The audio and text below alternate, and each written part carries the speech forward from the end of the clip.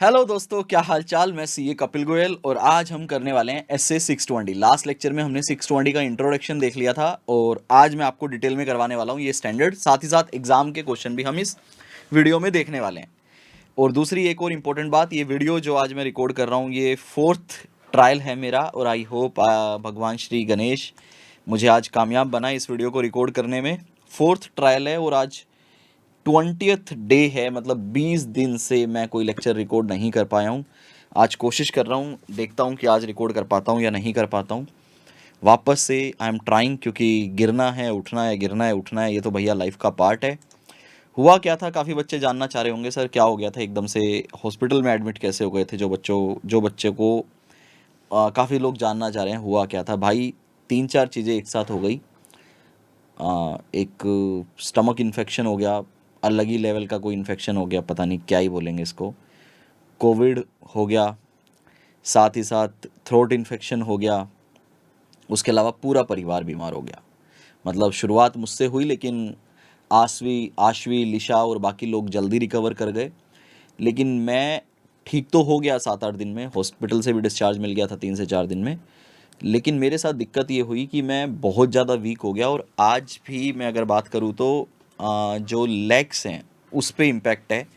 मेरे को आज से पहले भी जब कोविड हुआ था, कोविड की फर्स्ट वेव जब आई थी तब भी मुझे कोविड हुआ था और उस टाइम पे भी मेरी लेग्स की जो टांगे हैं उनकी कोई नर्व्स डैमेज हो गई थी और शायद इस बार भी वहीं पे ही इम्पैक्ट हुआ है मुझे। वहाँ पे बहुत हैवी पेन होने लगा है और वापस से थोड़ा अभी रिकवरी हुई है, थोड़ा सा एनर्जी थोड़ी सी फील हो रही है। तो लगा आज मैं लेक्चर रिकॉर्ड करके देखता हूँ। तो आज मैं स्टार्ट कर रहा हूँ बेटा using the work of auditor expert. ठीक है, कोशिश करूँगा रोज़ एक लेक्चर आपके लिए रिकॉर्ड करूँ। शुरू के 3-4 दिन मैं अभी रिकॉर्ड ही करूँगा। उसके बाद अगर मेरे को लगता है कि मैं बोल पा रहा हूँ, मैं क्लास ले पा रहा हूँ प्रॉपर तरीके से, तो फिर हम प्रोफेशनल एथिक्स स्टार्ट करेंगे और मैं सभी बच्चों को लाइव में एक्सेस दे दूंगा। ठीक है, हाँ जी सर।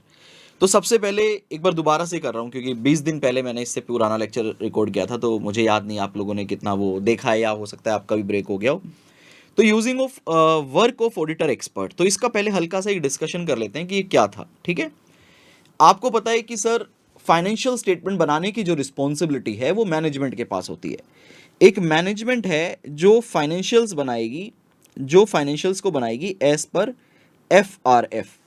आप लोगों ने एस से 500 ऑलरेडी कर लिया है, जो कि क्या बोलता है, ऑडिट एविडेंस बोलता है। उसमें आप ऑलरेडी पढ़कर आए हो कि using the work of management expert. वहां पे मैंने आपको बहुत सारे एग्जांपल दिए थे कि मैनेजमेंट क्या करती है, अपने एक्सपर्ट को यूज करती है फॉर द डिफरेंट एरिया। जैसे कि वैल्यूएशन में एक्सपर्ट को यूज किया जाता है, गोल्ड वैल्यूएशन हो गया, या मान लीजिए ऑयल एंड गैस का वैल्यूएशन हो गया। रिलायंस की एक हमने रिपोर्ट देखी थी, अगर आपको याद हो, रिलायंस की ऑडिट रिपोर्ट।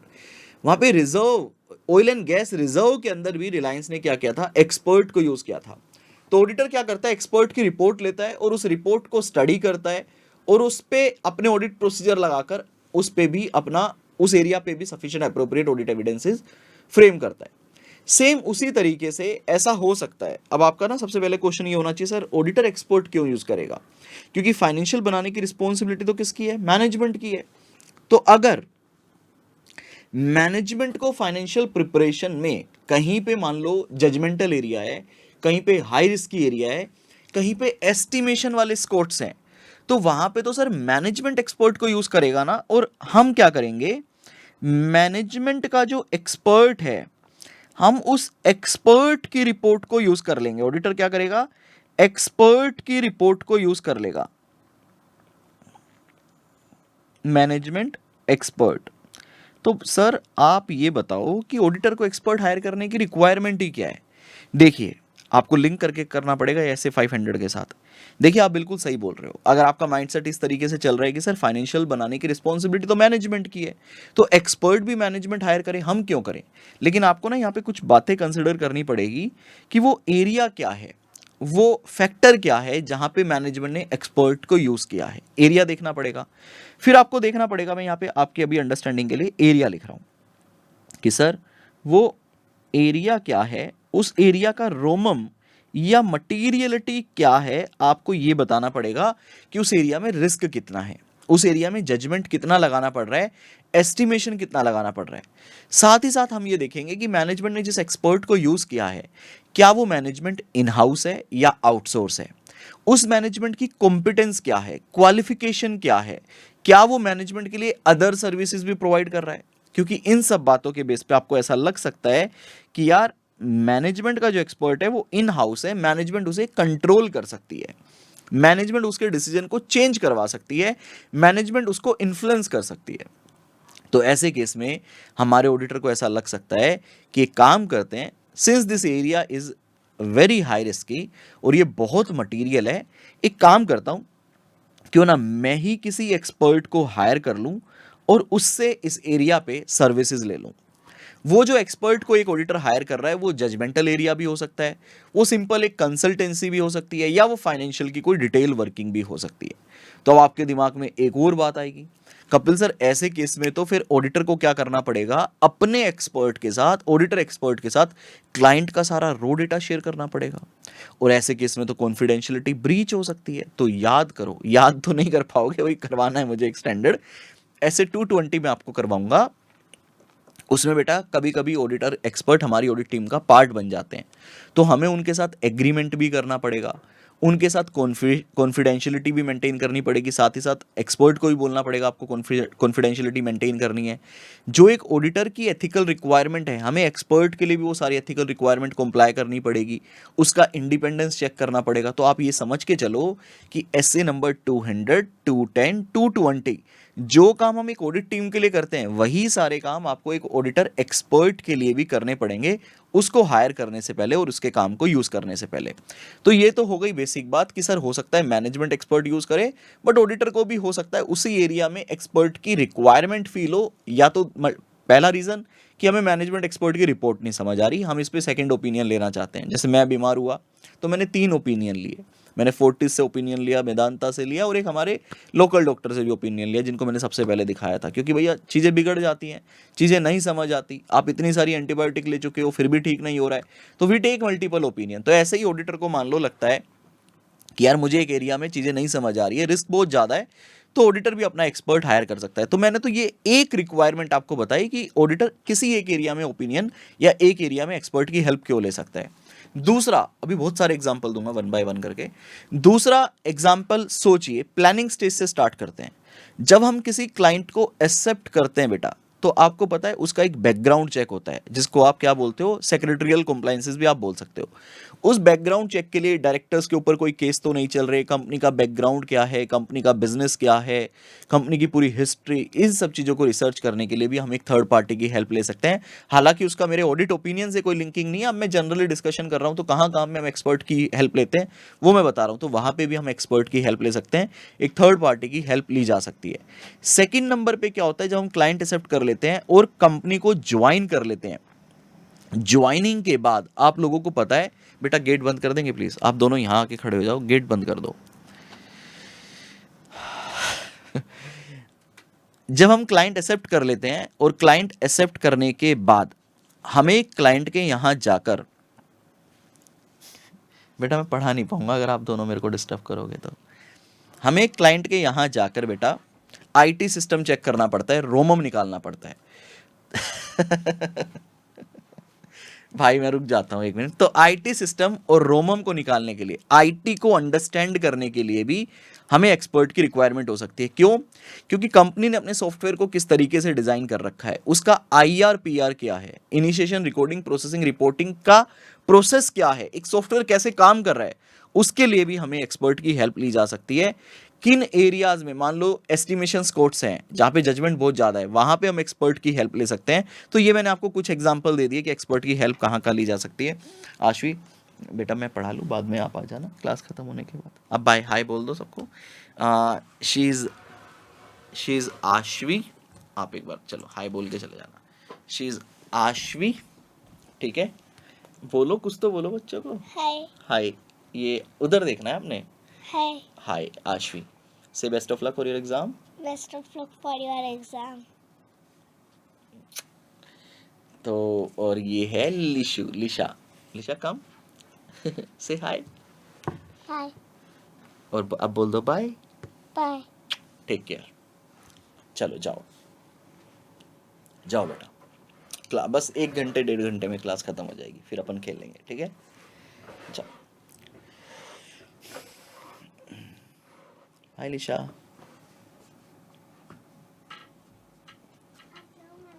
नहीं नहीं बेटा, आपको भी जाना होगा, आपको भी जाना होगा। और अब ना किसी को नहीं बोलना है आने के लिए, ठीक है?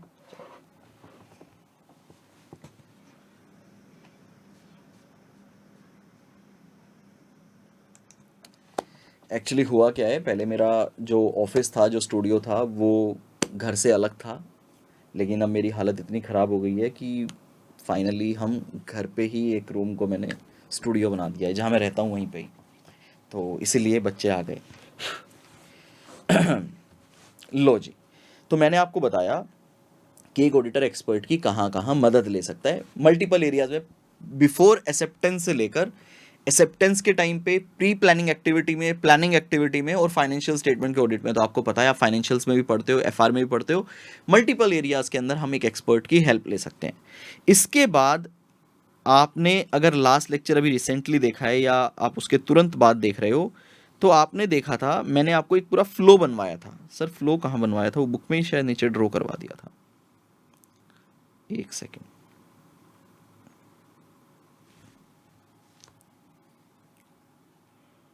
हाँ ये रहा। मैंने आपको बताया था पूरा फ्लो यहाँ पे ऐसे 620 का, कि सबसे पहले आराम से पहले इस फ्लो को एक बार वापस से रिवाइज कर लेते हैं, फिर मैं अपने हैंड रिटन चार्ट पे चलूंगा और फिर उसके बाद हम बुक से रीड करेंगे। सबसे पहले मैंने आपको बताया था कि एक ऑडिटर को देखना पड़ेगा क्या हमें एक्सपर्ट की नीड है क्या।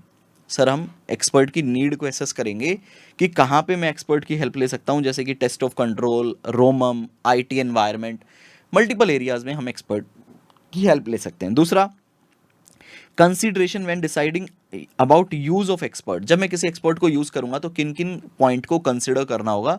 सेकंड क्वेश्चन आता है हमारा। थर्ड था कि अगर सर मैनेजमेंट ने एक्सपर्ट अगर यूज किया है, इफ यस, तो मैं अपना एक्सपर्ट क्यों यूज कर रहा हूं यार, मुझे क्या जरूरत है ये और बता दो। तो यहाँ पे ऐसे 500 के ही सारे पॉइंट सेम आने वाले हैं। फिर उसके बाद मैंने आपको बताया था यहाँ से मेन चर्चा स्टार्ट होती है कि अब आप एक एक्सपर्ट को यूज करने वाले हो। तो जब भी मैं एक्सपर्ट हायर करूंगा, उसकी कॉम्पिटेंस, कैपेबिलिटीज मेरे को देखनी पड़ेगी, ऑब्जेक्टिविटी देखनी ही होगी। दूसरे स्टेप पे मैंने आपको बताया था ऑब्जेक्टिविटी को इवैल्यूएट करो, थ्रेट टू ऑब्जेक्टिविटी देखो। फिर मैंने आपको बताया था कि देखो भाई एक्सपर्ट किस एरिया में एक्सपर्टीज है, उसका स्कोप क्या रहेगा, कैसे आप उसका स्कोप, नेचर स्कोप कैसे आप डिसाइड करने वाले हो। फिर मैंने आपको बताया था उस एक्सपर्ट के साथ आप एक एग्रीमेंट कर लो, ऐसे 200 में जैसे ऑडिटर मैनेजमेंट के साथ एग्रीमेंट करता है। फाइनली ये है बस आपके एग्जाम के लिए इंपॉर्टेंट। आप ये पूरा कंटेंट सिर्फ रीड कीजिएगा, बस इसी पॉइंट पे आपने फोकस करना है। फिर मैंने आपको बताया था कि जो एक्सपर्ट ने आपको रिपोर्ट दी है, उस रिपोर्ट को आपको चेक करना होगा। ये नहीं कि एक्सपर्ट ने आपको कुछ बताया और आपने उसको इंप्लीमेंट कर दिया। तो सबसे पहला पॉइंट था कि इसमें आपने सोर्स डेटा को चेक करना है।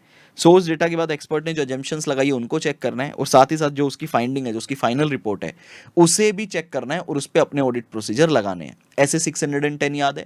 जब मैं इंटरनल ऑडिटर की रिपोर्ट भी यूज़ करता हूं तो क्या उसे लेकर रख लेता हूं क्या? नहीं सर, हम उसकी ऑडिट रिपोर्ट को रीड करते हैं, उस पर भी फर्दर ऑडिट प्रोसीजर लगाते हैं। सेम जैसे एक्सपर्ट आपको अपनी फाइंडिंग देगा, आप उस पर फर्दर ऑडिट प्रोसीजर लगाएंगे ही लगाएंगे, रीजनेबलनेस देखने के लिए। फिर उसके बाद मेरे को कितने ऑडिट प्रोसीजर लगाने हैं, मैं एक्सपर्ट की रिपोर्ट पे कितना काम करूं, उसका एनटीई कैसे डिसाइड होगा। तो ये डिपेंड करता है कि एक्सपर्ट जो है वो इन हाउस है, वो कितना इंडिपेंडेंट है, क्या उसके यहाँ क्वालिटी कंट्रोल प्रोसीजर लगाए जाते हैं, नहीं लगाए जाते हैं। कुछ बेसिक पॉइंट आएंगे। और आखिरी में अगर एक्सपर्ट का काम मेरे लिए एडिक्वेट नहीं है, मैंने उसकी सर्विसेज भी ली, रिपोर्ट भी ली, बट मेरी एक्सपर्ट की रिपोर्ट मेरे लिए एडिक्वेट नहीं है, तो उसका क्या इंप्लीकेशन होगा, और क्या एक्सपर्ट के बारे में मैं अपनी ऑडिट रिपोर्ट में मेंशन कर सकता हूँ क्या। This is my step number 8। आप आराम से आ जाओ, बहुत धीरे धीरे चलेंगे। ये है हमारा एस्से नंबर 620। और अगर रिसेंटली अगर कोई ये लेक्चर देख रहा है तो मुझे व्हाट्सअप जरूर करना यार कि सर ठीक रहा, आप स्टार्ट कर सकते हो, बताना ज़रूर, ठीक है? क्योंकि बड़ी एक होता है ना, मेरे पास बच्चे बड़े फ़ोन करते थे कि कपिल सर बड़ी नेगेटिविटी है, कैसे दूर जाएं, क्या करें। तो मैं उनको हमेशा गाइडेंस देता था, लेकिन फ्रेंकली मैं अब मेरे को कोई गाइडेंस नहीं दे पा रहा है। और तो मैं सोच रहा हूँ यार, at every stage of life we also need some mentors, जो हमें गाइड कर सकें, जो हमें बता सकें कि कैसे वो अपने अंदर वो वापस से वो एनर्जी लेकर आए। देखिए जी, S 620 using the work of auditor expert. तो ये है वो 3 पॉइंट कि भैया क्या आपको एक्सपर्ट की रिक्वायरमेंट है, क्या जब आप एक्सपर्ट हायर करोगे तो किन बातों को आप कंसिडर करोगे, और अगर मैनेजमेंट एक्सपर्ट यूज कर रही है तो आप किन चीज़ों को देखोगे, ये बेसिक पॉइंट है। तो मैं यहीं से स्टार्ट करूं, या पहले ऑडिटर मान लो डिसाइड कर चुका होता है कि भैया मैं एक्सपर्ट यूज कर रहा हूं, तो फिर पहले स्टेप्स करवा दे। पहले स्टेप कर लेते हैं क्योंकि ये सबसे इंपॉर्टेंट है। ये वाला पार्ट देख लेते हैं, ऊपर तो बेसिक थ्योरी है। देखिए जी, यहाँ पे आता है auditor using the work of auditor expert, कि एक ऑडिटर जो है वो एक्सपर्ट का काम यूज करने वाला है। तो भाई बताओ क्या रहेगा। तो स्टेप नंबर 1 क्या बोलता है कि ऑडिटर साहब आप एक्सपर्ट की कॉम्पिटेंस, कैपेबिलिटी एंड ऑब्जेक्टिविटी को चेक कर लो। कॉम्पिटेंस, कैपेबिलिटीज एंड ऑब्जेक्टिविटी को चेक कर लो। कैसे कर लें? इंक्वायरी कर लो ना। Inquiry of entity about any known interest और relationship that may affect the expert objectivity. भाई आप एंटिटी को बताओ कि ये एक्स एक्सपर्ट है जिसको मैं हायर करने की सोच रहा हूं, क्या आपका इसके साथ कोई इंटरेस्ट या रिलेशनशिप है क्या? बता दो भैया, जो इसकी इंडिपेंडेंस ऑब्जेक्टिविटी को हर्ट कर सके या इफेक्ट करता हो। दूसरा, एक तो मैंने एंटिटी से इंक्वायरी कर ली, दूसरा सर एक्सपर्ट से इंक्वायरी कर लो ना, क्या आपका मैनेजमेंट के साथ, कंपनी के साथ कोई रिलेशनशिप है क्या, कोई इंटरेस्ट है क्या? Discuss with expert regarding financial interest, business relation या कोई अदर सर्विसेज आप इस कंपनी को देते हो क्या? सर अगर वो देता होगा तो फिर हम उस एक्सपर्ट को हायर नहीं करेंगे बेटा, फिर हमारा थ्रेट टू इंडिपेंडेंस वाला कंसेप्ट पिक्चर में आ जाएगा, एक्शन में आ जाएगा। तो सबसे पहला पॉइंट क्या हुआ कि सर मैं कॉम्पिटेंस, कैपेबिलिटी एंड ऑब्जेक्टिविटी को चेक करूंगा। कैसे करेंगे? मेरे साथ बोलो कैसे करेंगे, थोड़ा याद भी करेंगे साथ साथ, ठीक है? कैसे करेंगे सर? डिस्कस करेंगे मैनेजमेंट के साथ, डिस्कस करेंगे अपने एक्सपर्ट के साथ, ठीक है जी, थ्रेट्स के लिए। दूसरा, सर मैं उसे हायर करने की सोच रहा हूँ, ठीक है, मैंने एक एक्सपर्ट हायर फाइनल किया, मैंने उसका थ्रेट्स देख लिया भैया, कॉम्पिटेंस, कैपेबिलिटी, ऑब्जेक्टिविटी चेक कर लिया। अब मेरे को देखना पड़ेगा कि मैं किस एरिया में उसकी हेल्प लेना चाह रहा हूं, तो मुझे उसकी एक्सपर्टीज को समझना पड़ेगा।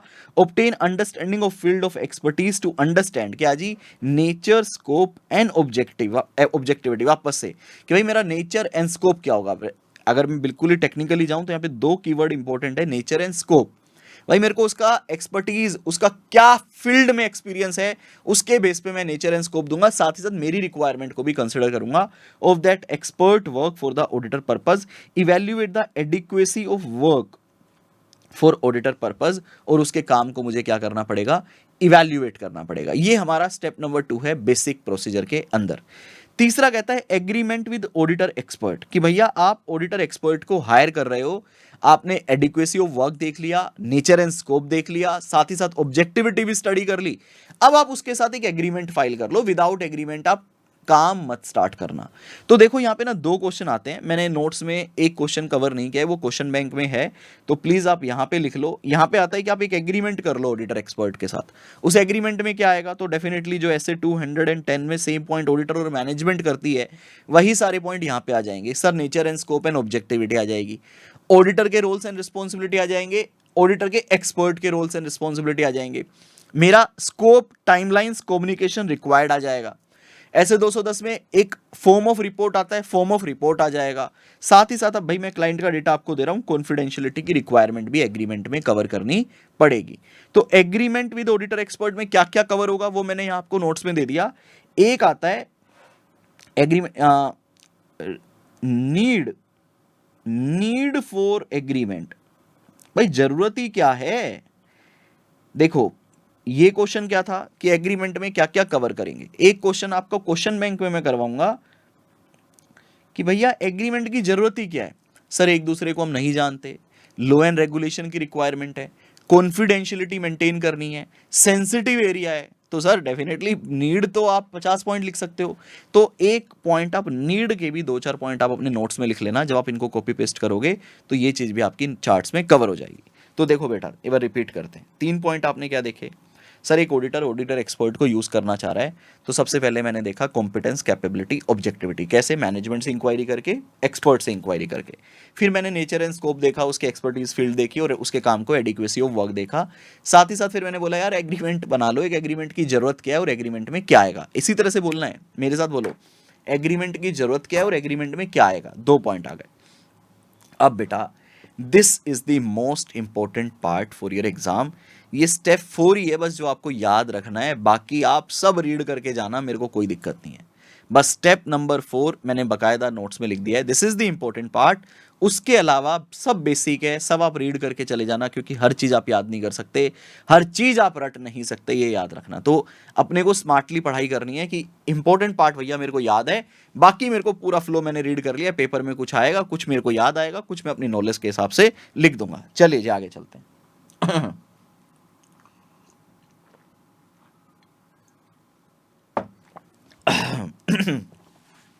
बेटा देखिए,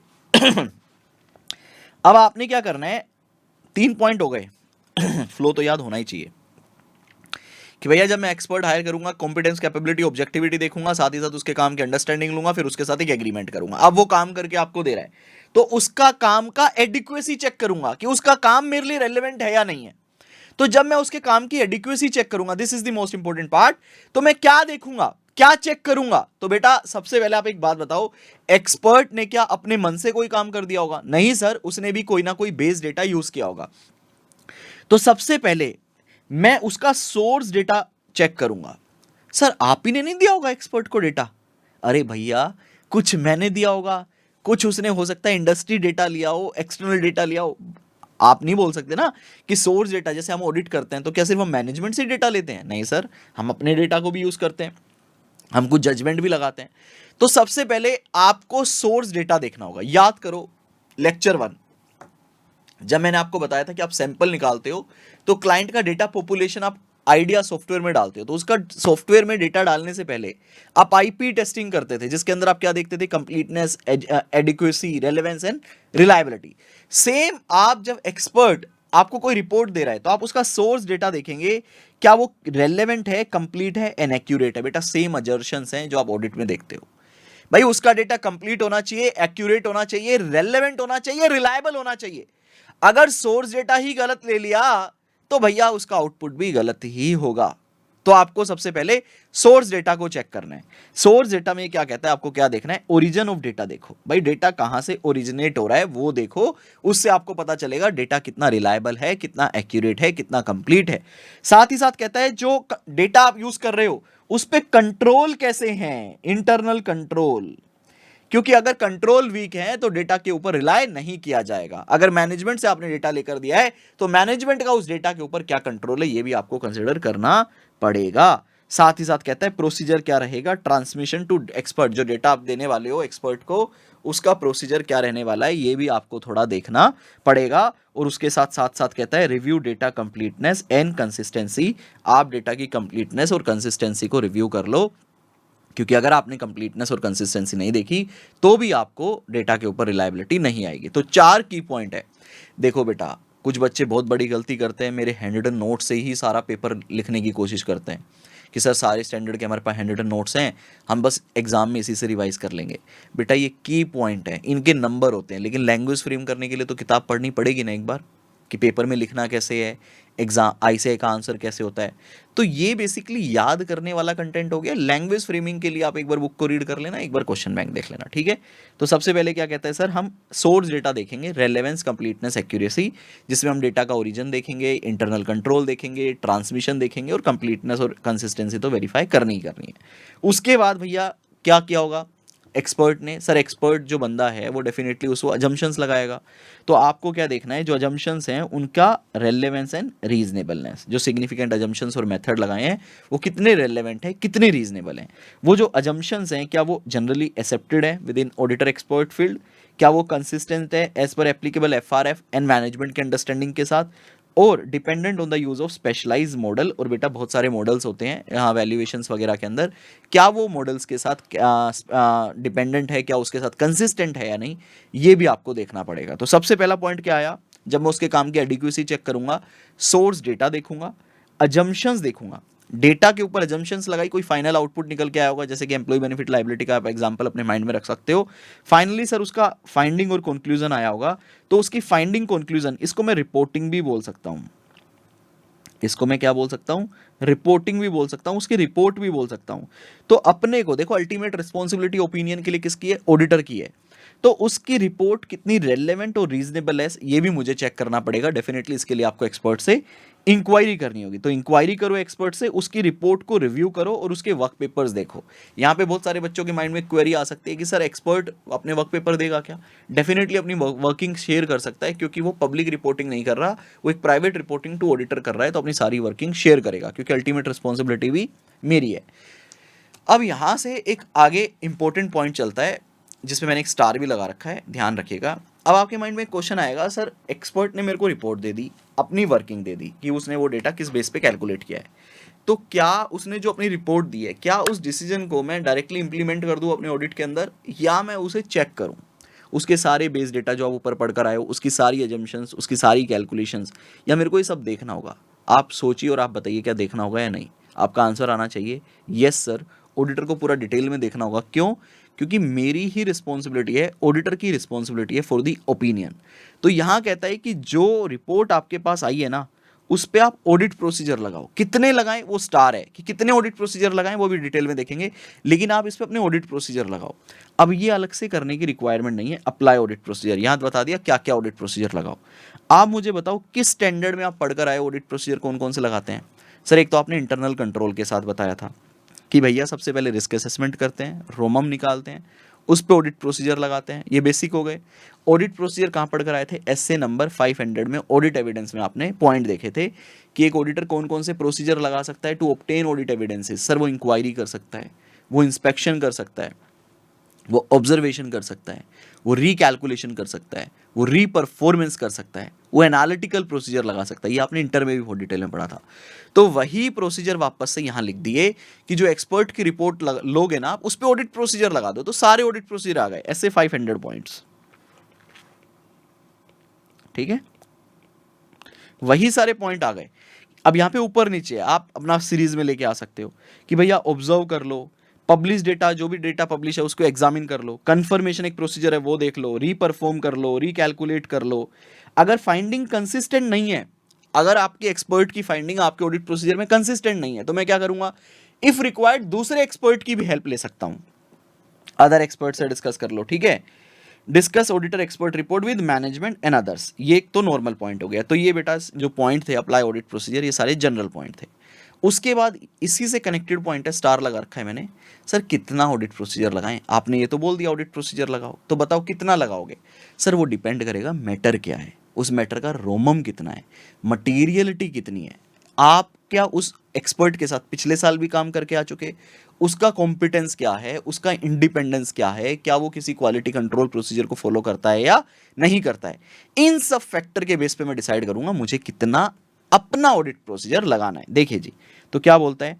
नेचर ऑफ मैटर, रोमम, significance of expert work, materiality मैंने लिखा है, ऑडिटर की knowledge and experience with the previous work perform by that expert, whether expert is subject to quality control policy and procedure.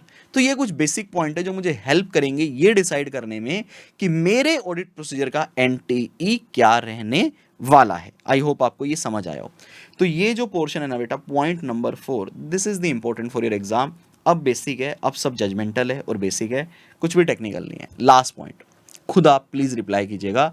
Step number 5 आता है कि sir मैंने auditor की report ले ली, मैंने उस पर अपना ऑडिट प्रोसीजर भी लगा दिया, लेकिन सर उसका एक्सपर्ट का काम ना एडिक्वेट नहीं है, मज़ा नहीं आया सर, समझ नहीं आ रहा, दिक्कत है, मैनेजमेंट कुछ बोल रही है, एक्सपर्ट कुछ बोल रहा है, या फिर एक्सपर्ट की रिपोर्ट जो है वो मेरे को एडिक्वेट नहीं लग रही और मैंने दूसरे एक्सपर्ट की भी ले ली, उसके भी नहीं लग रही। तो ऐसे केस में क्या करेंगे? सर मुझे तो सफिशिएंट अप्रोप्रिएट ऑडिट एविडेंस लेना ही लेना है। तो ऐसे केस में हम फर्दर ऑडिट प्रोसीजर लगाएंगे। सर फर्दर ऑडिट प्रोसीजर के बाद भी सफिशिएंट अप्रोप्रिएट ऑडिट एविडेंस नहीं ले पा रहे, तो क्या करोगे? सर ऐसे 705 क्या बोलता था, इस केस में ओपिनियन मॉडिफाई करेंगे, मे बी डिस्क्लेमर दे दें। ठीक है, तो क्या कहता है? Auditor shall discuss and agree with expert on the nature and extent of further work to be perform by that expert. अगर एडिक्वेट नहीं है तो सबसे पहले तो भाई एक्सपर्ट को बोल दो कि भाई तेरे को ये एडिशनल काम करना है, जरा कर दे, तो वो मे भी कर दे, और आप उसके बाद दोबारा डिसाइड करोगे कि वो मेरे लिए रेलेवेंट है या नहीं है।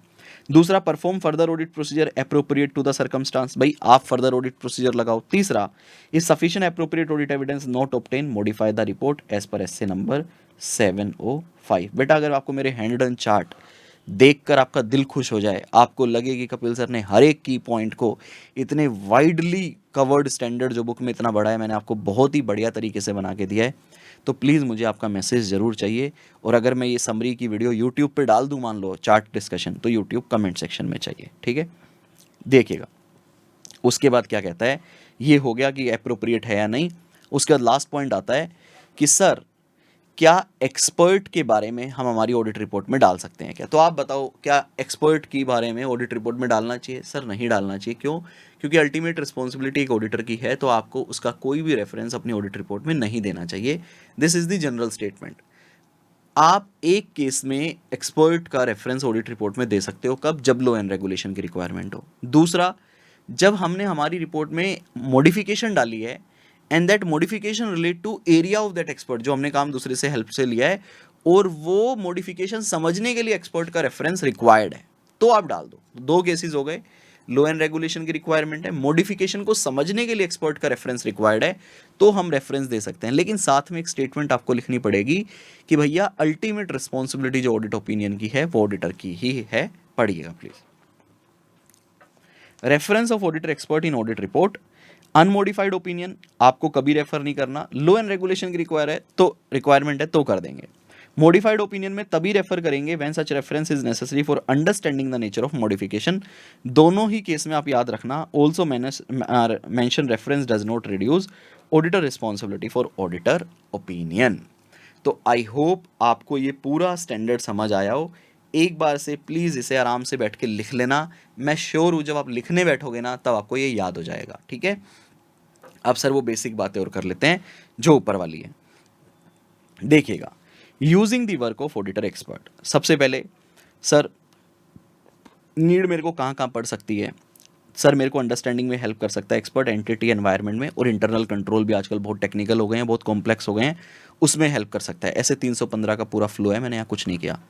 Sir identification and assessment of रोमम में हेल्प कर सकता है। सर मेरे को हेल्प बता सकता है, कर सकता है कि भैया किसी रिस्क के अगेंस्ट मैं कैसे रिस्पॉन्स ड्राफ्ट करूँ एट फाइनेंशियल स्टेटमेंट लेवल और एट अजर्शन लेवल, वहाँ पे भी मुझे हेल्प मिल सकती है, ठीक है।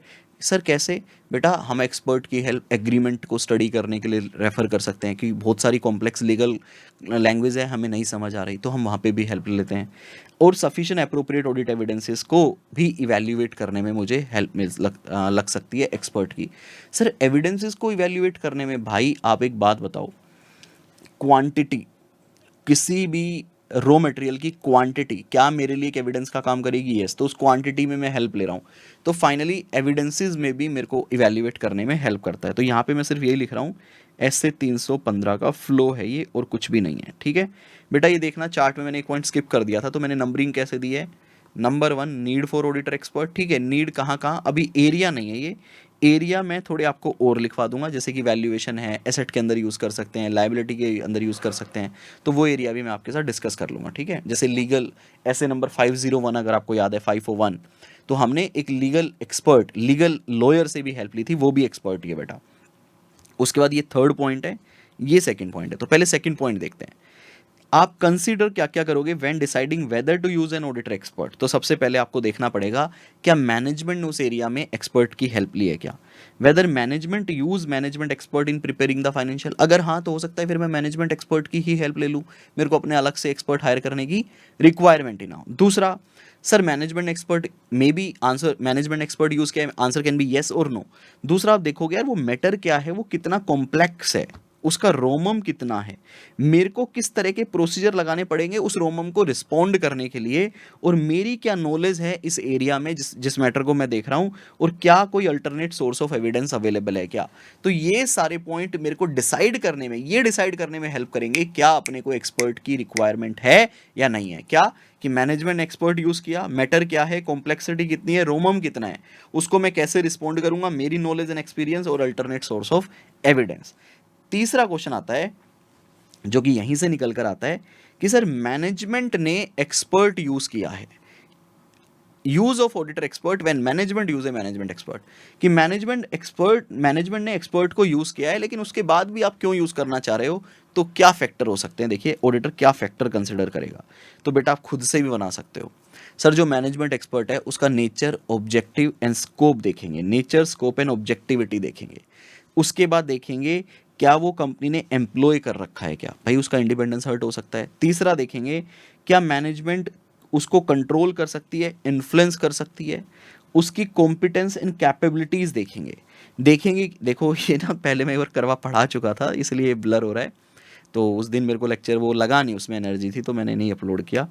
Any control in entity over the management expert work, management expert is subject to technical and professional standard. ये कुछ बेसिक बातें हो गई कि भैया वो उसका नेचर स्कोप क्या है, क्या कंपनी ने उसको एम्प्लॉय कर रखा है या वो आउटसाइडर सर्विस प्रोवाइडर है, क्या मैनेजमेंट उसको इन्फ्लुएंस कर सकती है क्या, उसकी कॉम्पिटेंस कैपेबिलिटी, क्या मैनेजमेंट ने कोई कंट्रोल बना रखे हैं एक्सपर्ट के लिए, क्या एक्सपर्ट कोई टेक्निकल एंड प्रोफेशनल स्टैंडर्ड को फॉलो करता है।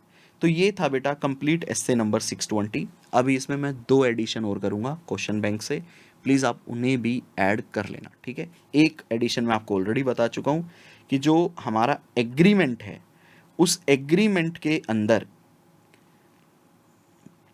कहाँ है वो क्वेश्चन,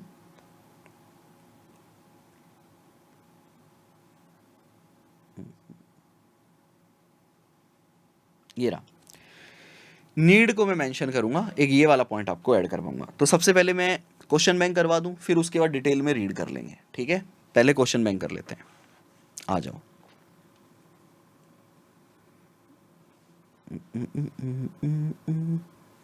बेटा कुछ बच्चों को ना मेरा मैसेज आ रहा है, सर ये दूसरा पीडीएफ जो आप यूज़ कर रहे हो ये हार्ड कॉपी क्वेश्चन बैंक में नहीं है। बेटा ये जो आपका मई 2025 का आरटीपी एमटीपी था ना, ये मैंने उसका कंपाइलेशन किया है, मैंने पहले भी वीडियो में क्लैरिफाई किया है। ये पीडीएफ मैंने टेलीग्राम पे डाल रखा है, आप टेलीग्राम से ये पीडीएफ ले लो, ठीक है। क्वेश्चन बैंक मई 25 से पहले बन गया था, तो ये क्वेश्चंस आपके क्वेश्चन बैंक की हार्ड कॉपी में नहीं है। जब दोबारा कोई क्वेश्चन बैंक प्रिंट होगा उसमें मैं ये सब डाल दूंगा, ठीक है। यहाँ पे मैं श्योर हूँ 620 का कोई भी क्वेश्चन नहीं आया था।